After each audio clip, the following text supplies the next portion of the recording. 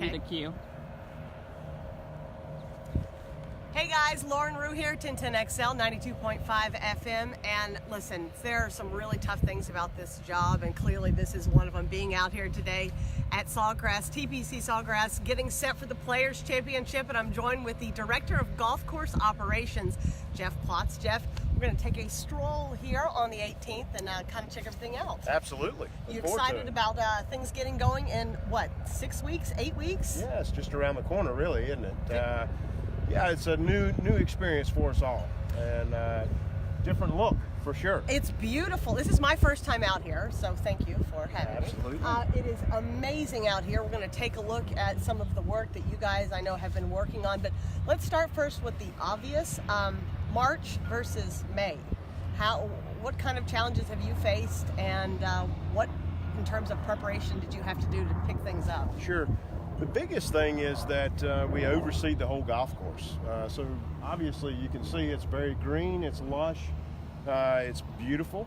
It's a different look for us. It's a new experience for our team. This is something different that our team's never done. So, big challenge for us to come out and try to get the golf course overseeded. It's been 14 years since we've played this event in March. So it's exciting for everyone here on campus to get the players back in March. Overseeding. Now listen, I'm very familiar with that term, obviously. But for those out there who don't know what that means, maybe give us a crash course in what Sure. overseeding is. Sure. So Bermuda this time of year is just not actively growing, and that's our primary grass that we're playing on. So Bermuda is a little off color. It's not really growing. What we have right now is a ryegrass fine fescue blend that we've overseeded the Bermuda with, let it kind of come up and is growing above the Bermuda grass this time of year when it's cold. And we've not had just really great weather. It's beautiful weather today, but it's a little cold still.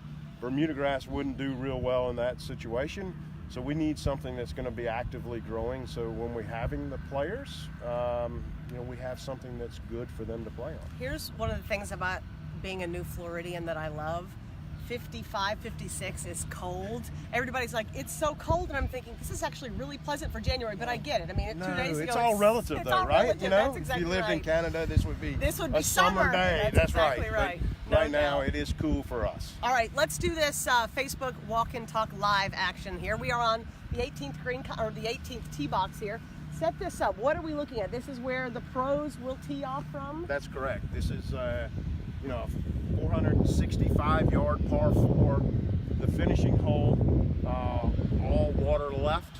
It's, in March, what's going to make this a little different is they're going to have a little bit more wind in their face. It's going to play a lot longer than it did, say, in May, when you're having the wind out of the south. The wind's more out of the north in March, so it's going to make it a lot more difficult. You'll see a lot more balls going right, trying to stay out of that water, I believe. All right, let's take a tour here. I'll say you have lots of folks working out here today. Is that normal for this time of the year? I think that's normal for any time of the year here. It's a big operation. There's a lot of things, a lot of moving parts here. We want to be, player championship ready at all times. But obviously, as we're getting closer to the championship, we want to really kind of dial things in, and repetition is what it's all about. Would you say that keeping the greens and keeping the grass as pristine as it is somewhat important? We have great guys, I tell you. It takes a really good team. There's not just one person. It takes a little bit of everybody. It takes a lot of luck too. And in terms of the weather? Well, weather, and you just have to have things kind of go your way.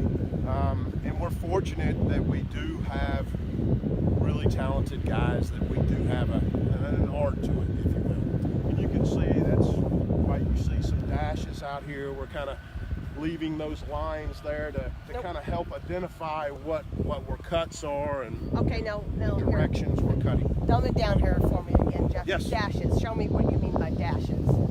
Just here at the tee, we're just trying to help the guys understand exactly what the spray tee, paint. Oh, okay, gotcha. The tee mark is. Okay. Until we get that cut in and the repetition of that cut in set in correctly, then those dashes will go away.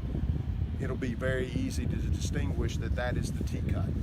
This tee box we're standing on now, who tees off from here?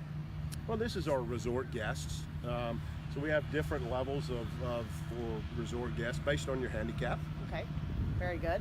I know this because I know a little bit of background on you. We have a mutual interest in youth hockey. Both of our kids play. Correct. That's what a small world it is sometimes.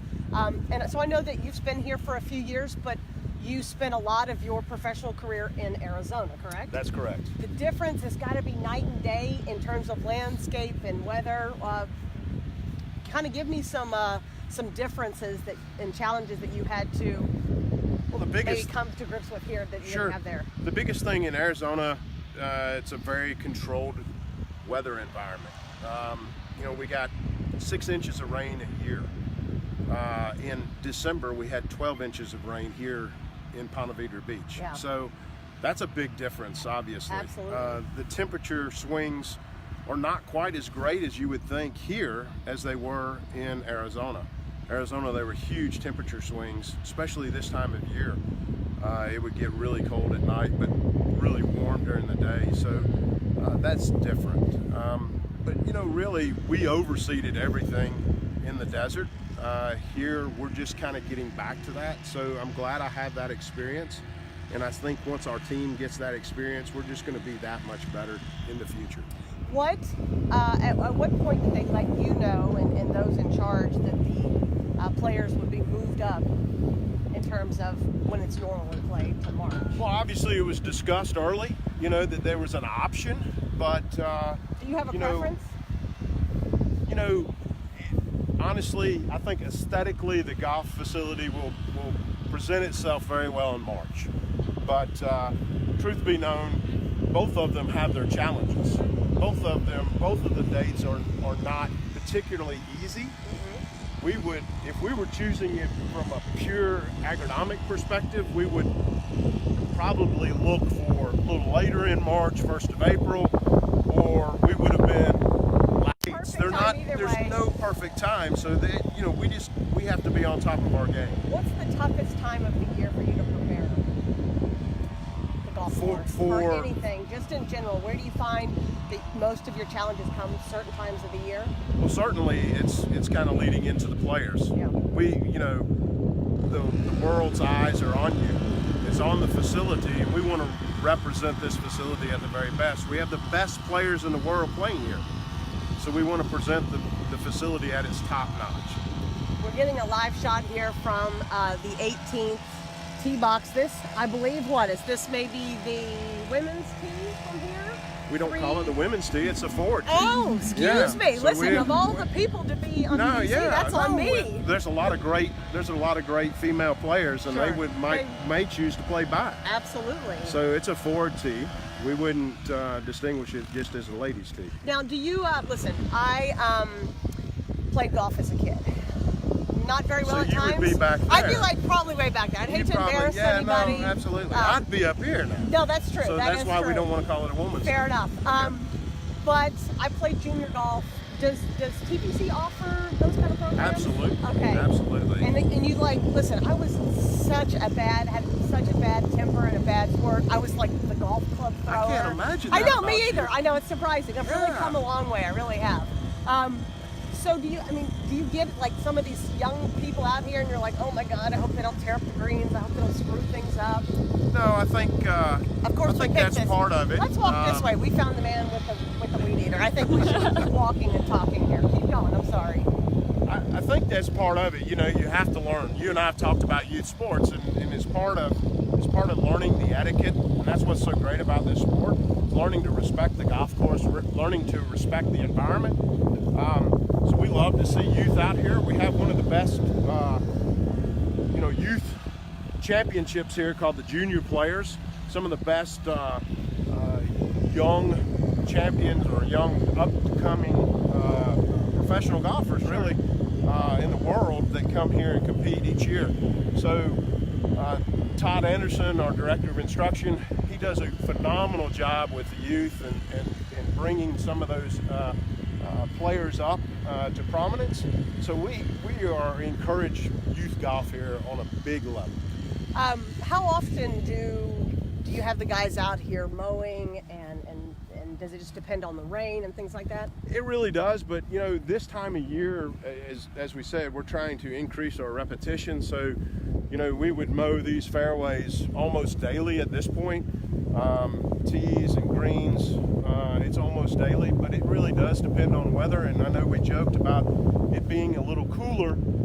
So as it's cool, the grass doesn't grow as much. So we don't want to just wear it out kind of coming into the championship. We want to kind of prepare it correctly. All right, few more. And that's the balance that we're. Well, I mean, just literally looking around and seeing how beautiful this is, and if people didn't have the audio turned on and didn't see you in jackets and us in vests, and Emily here, who's doing a wonderful job behind the camera, by the way. Oh, thank you. I would assume that they would assume it's June or July. I mean, it looks as green as possible. You've done an amazing job out here. This Well, our is team beautiful. has, yes. Well, your team, that's right. Give credit to you Yeah, take the blame, but you absolutely. give the I credit take away. the That's a good teammate. Couple of rapid fire things before we wrap things up. Your favorite golfer?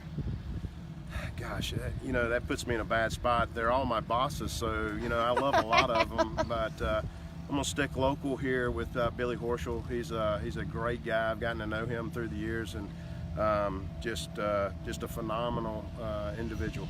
Your most disastrous, if you will, which I'm sure there aren't many, golf management experience, things that happen on the golf course in terms of a hole in the ground, something that happened, or is it all just pretty smoothly for you? Well, nothing's smooth. The thing is that we want to look like a duck, you know. Everything's smooth, but we're paddling Underwater, like heck sure. underwater. Yeah. But you know, we always have something that pops up, and every year or every day it's something a little different. I can't really think of anything that comes to mind right off the Well, top that's of good. my- That means you're doing it the right way. Again, we got a great team. They can kind of, you know, they're usually catching those before they come to my attention. Sure. Most of the time. And the best part about what you do, most exciting part about your day. Oh man, it's working with the PGA Tour, and I'm not saying that because, you know, we're talking here on a PGA Tour facility, but you know, it's the pinnacle of golf. You know, you're working with professional athletes all the time.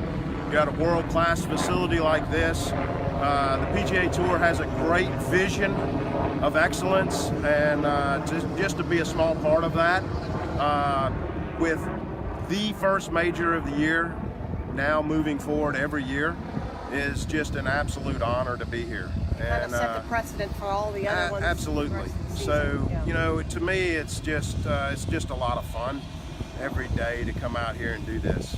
Well, it was fun hanging out with you this morning, and in Absolutely. 56 days, 1010XL will be back out here for the Players Championship. I Look can't forward believe to it. 56 short days, and we'll hope